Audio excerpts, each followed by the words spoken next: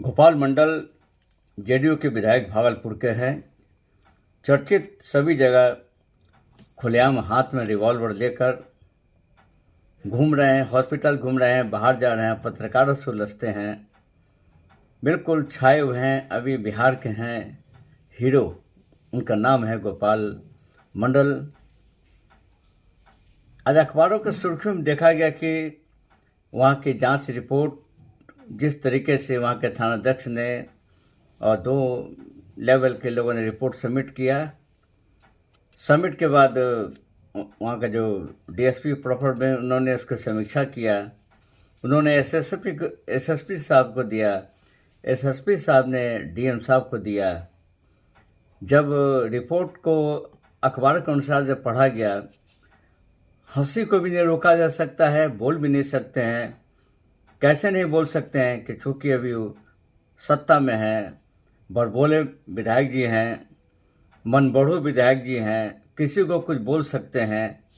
4 बार जीते भी हैं विधायक, इसमें कोई दो मत नहीं। लेकिन इतना ज़रूर है कि जिस तरह की रिपोर्ट सबमिट है, अब तो उस पर कोई कमेंट करना भी उचित नहीं, चूँकि एक विधिवत पुलिस के द्वारा रिपोर्ट सबमिट है। लेकिन इस तरह से अगर रिपोर्ट सबमिट होता रहेगा किसी का बचाव में, ये मेरे ख्याल से बेहतर नहीं होगा, नुकसान होगा। नीतीश कुमार जी को नुकसान होगा 2024 के 2025 के चुनाव में। ये वीडियो पे बिल्कुल विशेष तौर पे आप सुनेंगे एक एक लाइन को। नहीं, इतना ज़रूर कहेंगे, जब प्रतिवेदन समर्पित है तो सरकार को बचाव पक्ष में बोलने का एक जगह बन गया कि नहीं, हमने जांच रिपोर्ट कराया था, भागलपुर का रिपोर्ट है, जस्टिफाइड माना जाएगा।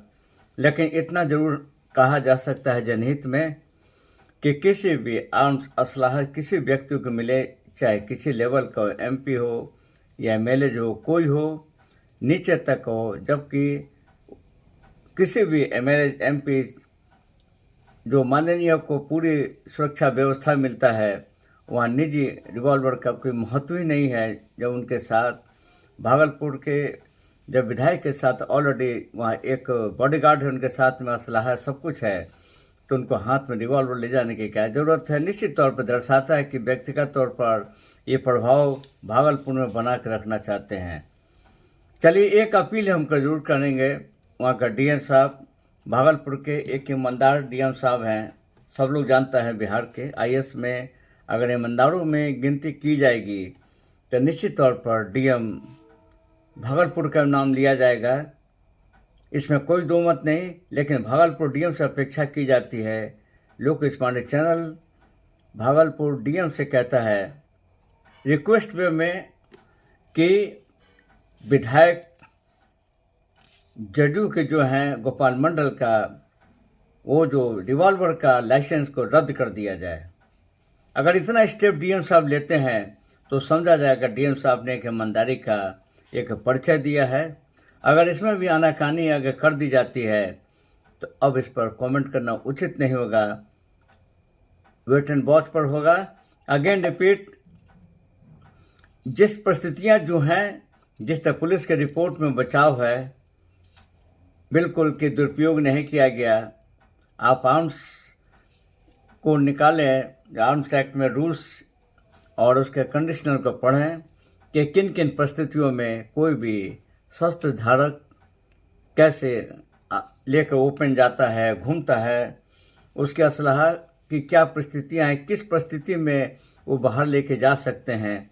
कभी भी छोटे हथियार रिवॉल्वर हो, ये है, जब भी आप चलते हैं बाहर तो उसको उस स्थान पर रखना है जहां आप वो असलाह छोटा सा तो सुरक्षित हो। और जब वक्त पर कोई हो तो right of private defence IPC में सेक्शन है, आप उसका प्रयोग कर सकते हैं। स्पष्ट उस पर कंडीशनल है आर्म्स एक्ट में। लेकिन जो जेडीयू विधायक जो गोपाल मंडल जी के द्वारा जिस तरह का असलाह का यूज किया गया, उन्होंने ओपन और जिस तरह पत्रकारों को जवाब दे रहे थे उत्तेजना में, आपको पता होना चाहिए कि आप आर्म्स लाइसेंस देने के लिए एक कुछ फॉर्म होता है। उस फॉर्म के भीतर लिखा हुआ है कि अगर आर्म्स धारक, शस्त्र धारक अगर गरम मिजाज का है, क्रोधी है तो उसको थाना अध्यक्ष, इंस्पेक्टर, डीएसपी उसका अनुशंसा नहीं करेंगे। जबकि यहाँ पर ये नियम लागू होता है कि हमेशा गर्म मिजाज, गर्म बात, गर्म हॉस्पिटल में उनका रोल, गर्म बातें पत्रकारों से। तो हम उम्मीद करते हैं कि भागलपुर के डीएम साहब जो रिपोर्ट पुलिस के द्वारा सबमिट है, इनका लाइसेंस को निश्चित तौर पर निलंबित कर देंगे, सस्पेंड कर देंगे। बस रिपोर्ट की प्रतीक्षा है, फिर मिलते रहेंगे। जय हिंद।